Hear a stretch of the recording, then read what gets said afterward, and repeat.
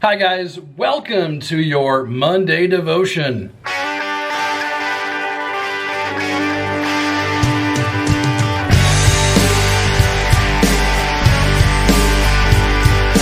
Well, how was Easter? Was it good? Was it okay? It was different, right? Like Easter was a little weird this year for sure. I don't know. It was it was still good. We still got to hang out with the family. It was just the four of us at home, but watched some online church and just did our best to celebrate Easter and celebrate the resurrection. But definitely felt just off this year, didn't it? Well, I wanted to talk today about something that I guess I don't want to say I've struggled with, but it's something that I've thought about. And I've studied this passage before, and it always sits with me in kind of a weird way. And this past week, with our church, we did our message in 3 sections. And the section that I was assigned dealt with the trial of Jesus when he was brought before the Sanhedrin, and then they took him to Pilate. And there's one section in that has always challenged me.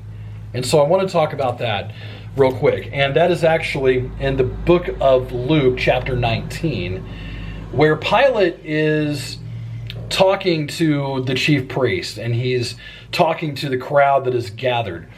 And starting in verse 14, I believe, Pilate says this: "Here is your king," Pilate said to the Jews. But they shouted, take him away, crucify him." "Shall I crucify your king?" Pilate asked. "We have no king but Caesar," the chief priest answered. Finally, Pilate handed him over to them to be crucified. And that section has always challenged me, because when I read certain parts of the Bible, I like to imagine that I'm there, like that I'm actually in that moment, whatever's being described. How would I react? How would I handle it? And I just can't help but think, if I were in that room, would I be one of the people shouting, "Crucify him"? Because it's so easy to get caught up in mob mentality. It's so easy to get caught up in what everyone else is doing. And I've struggled with that before, and I can't help but think that as much as I want to say that I wouldn't, I probably would be one of those people, crucify him, crucify him. That probably would have been me, and I hate to think like that. But I guess the thing that consoles me, and the thing that should console you, is that whether or not you cried for Jesus the day of his or the day of his death, or you shouted in victory, he died for you, right? It didn't matter who you were. It didn't matter where you came from. He did it for you. And in the book of Romans, it says that, while we were still sinners, Christ died for us. Absolutely. John 3:16 says that God sent his son for the entire world, not just a select few, but for all of us.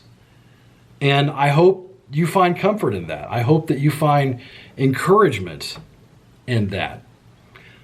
I know I do. Even though I mess up, even though I do stuff that has got to make God to shake his head at me, I just take tremendous comfort in knowing that Jesus died for me. And I take even more comfort in knowing that he died for me, and that tomb was empty, just like he said it would be. Hope you had a happy Easter, and I hope you have a great week. God bless.